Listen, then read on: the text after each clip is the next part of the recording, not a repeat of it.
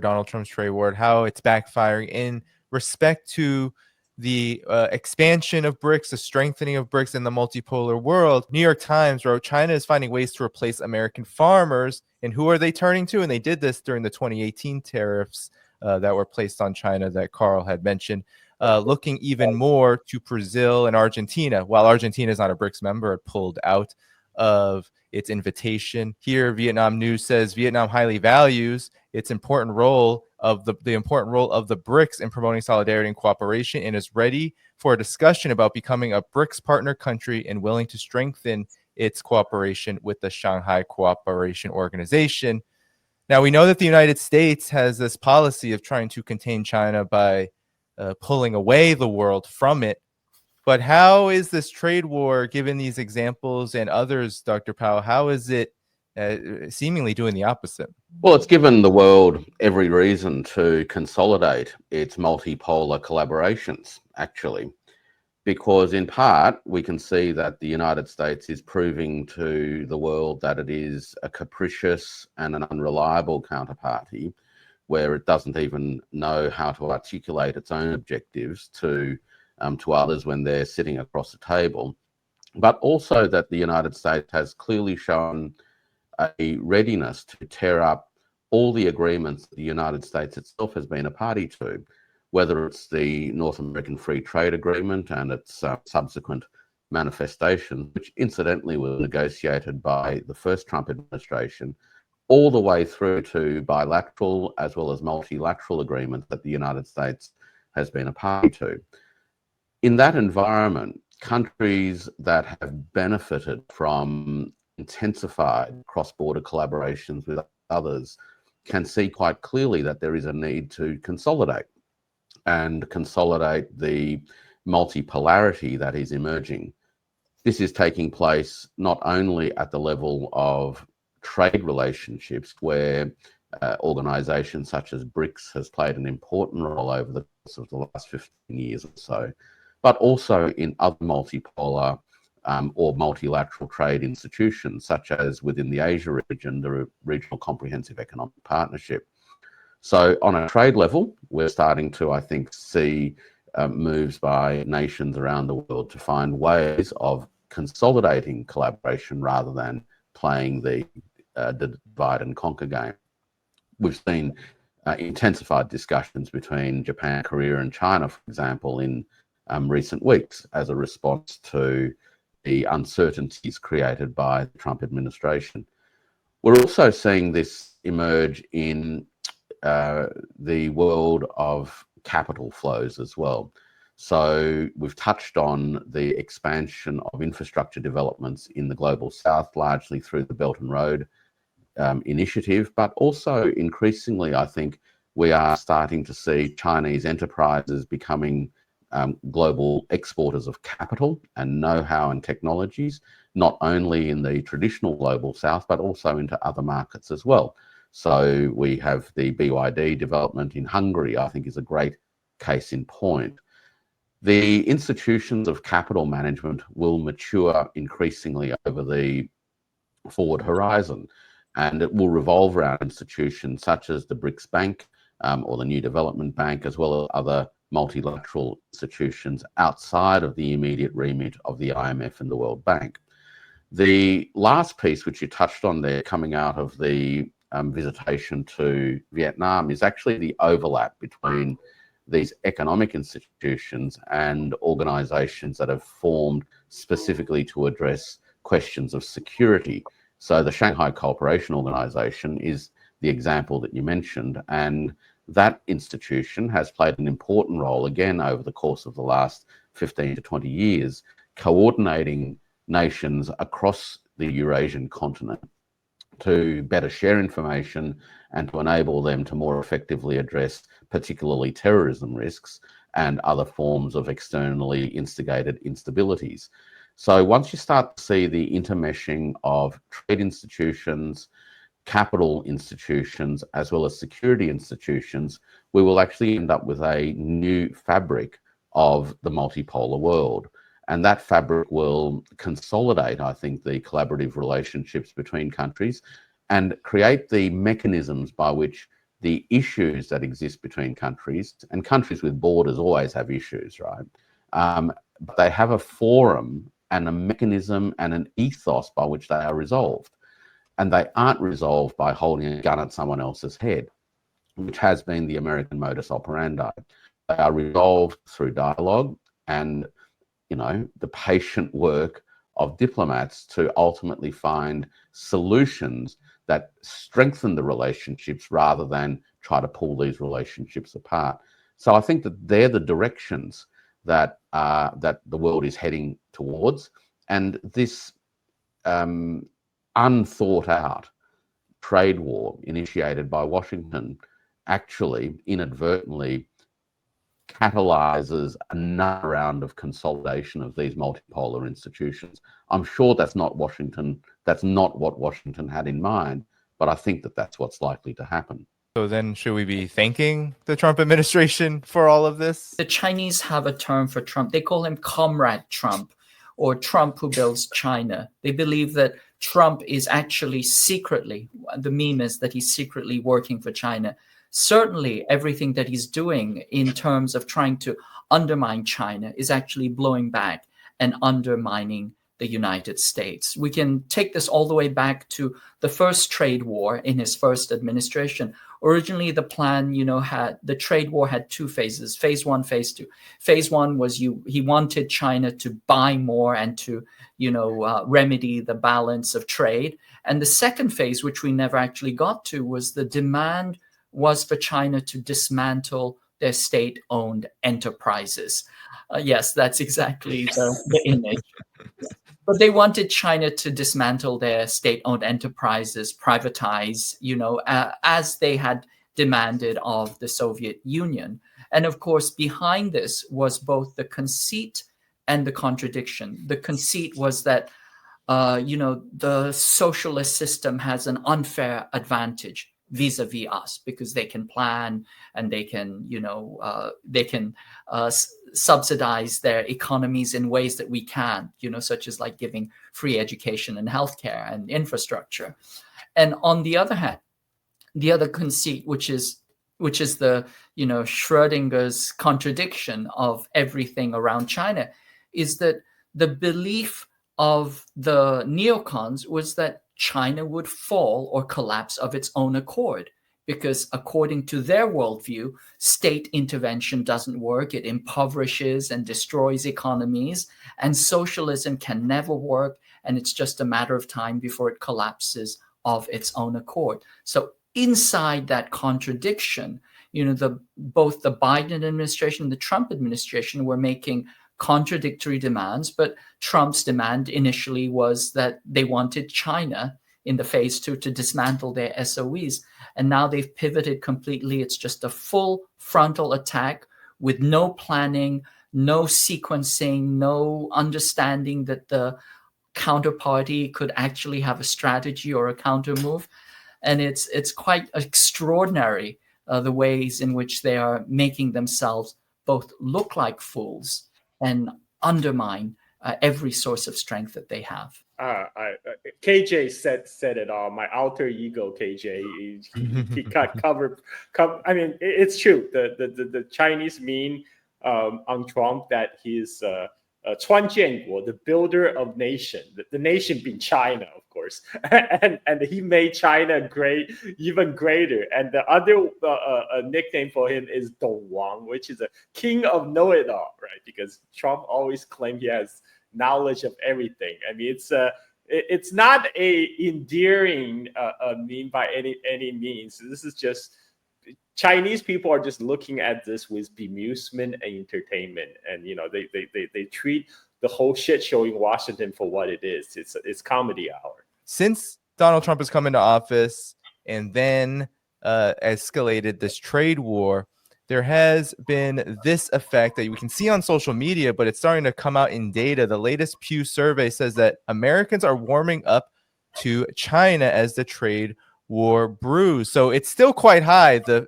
disfavorability or unfavorable view of China is now 77%. But last year, under the Biden administration, it was a whopping 84%.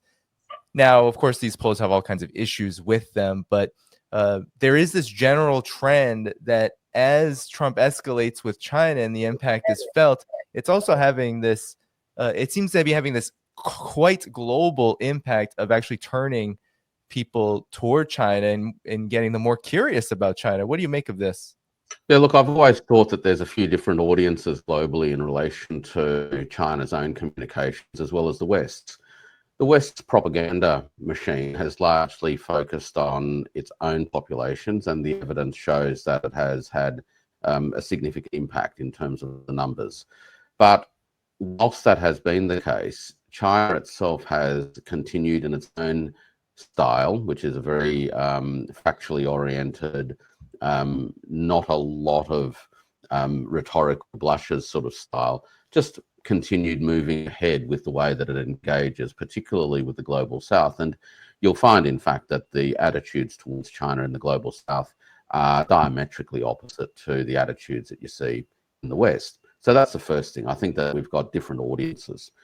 The second thing, though, in terms of the effect of the long-standing propaganda campaigns on domestic audiences, they do ultimately confront some real challenges. And the challenges, of course, just come from reality. And the experiences of the TikTok little red note episode speaks volumes about how boring of reality, the interactions with real people and seeing real things with your own eyes can ultimately affect one's perceptions of the world, and importantly, ultimately causes people to reflect upon some of the stories that they've been told and the stories that they've swallowed without question. So I think that there has some shift as a result of that little unintended debacle.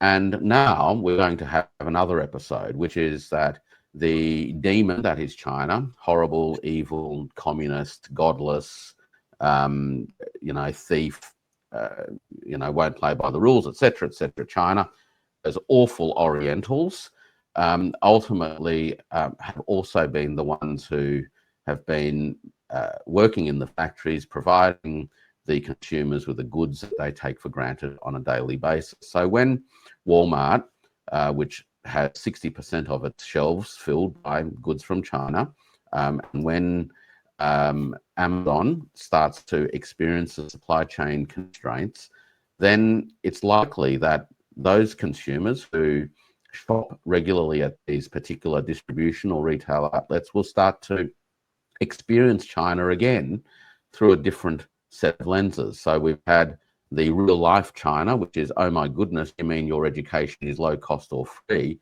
And what do you mean your pharmaceuticals don't cost an arm and a leg? And my goodness, you seem quite normal to me as a family that I talk to on, little red note.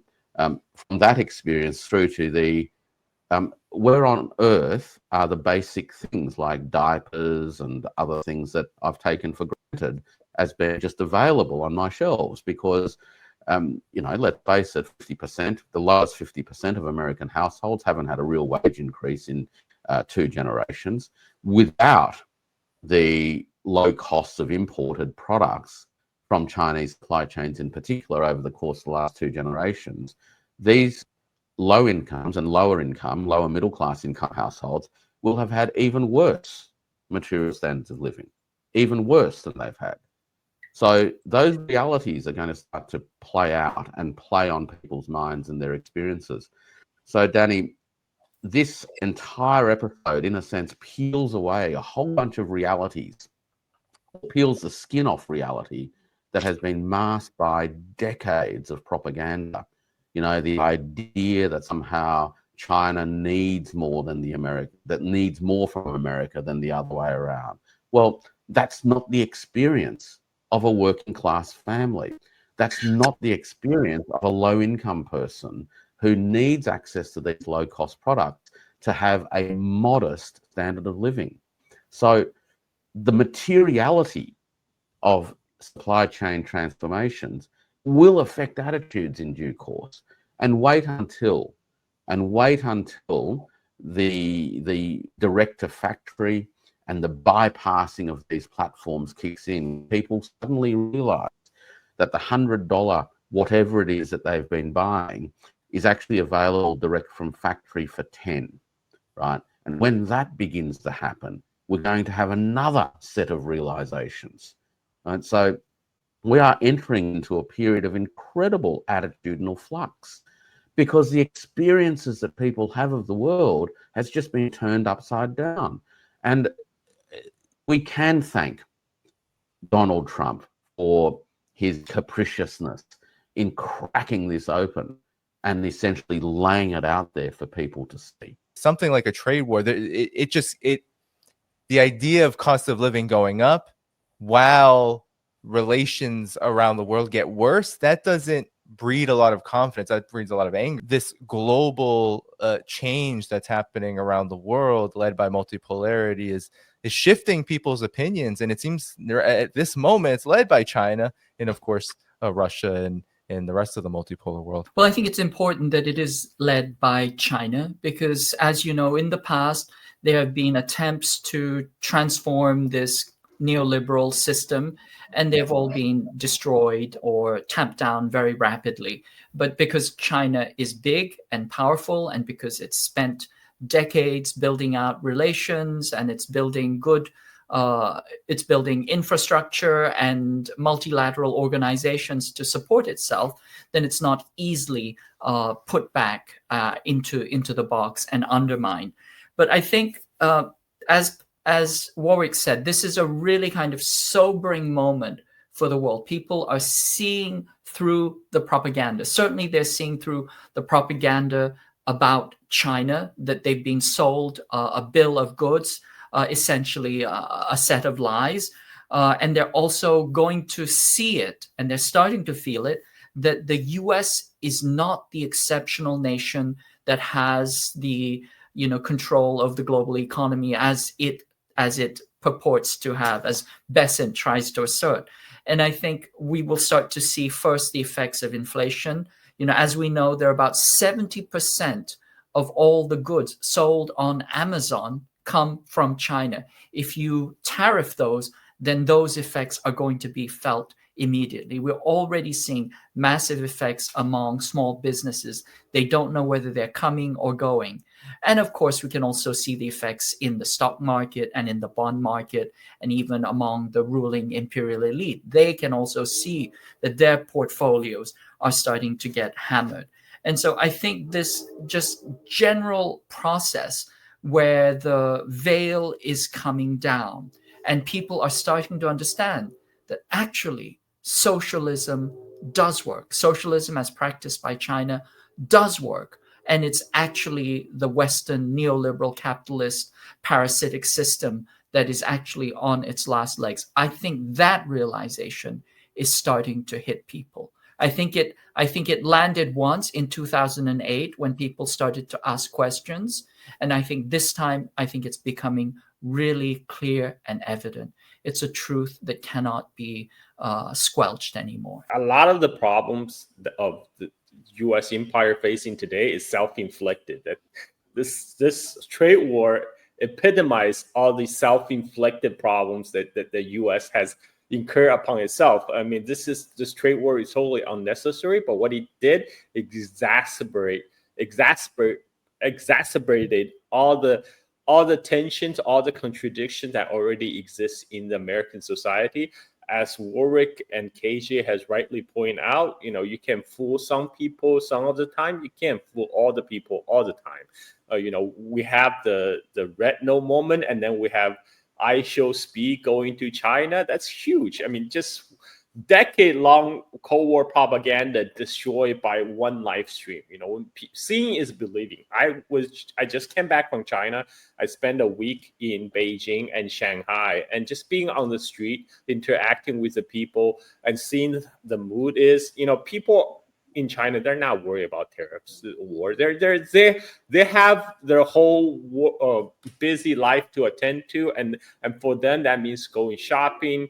I was on the boom in Shanghai, which is, I'm sure, 99.9% tourists. It's packed. It's jam packed with the domestic tourists.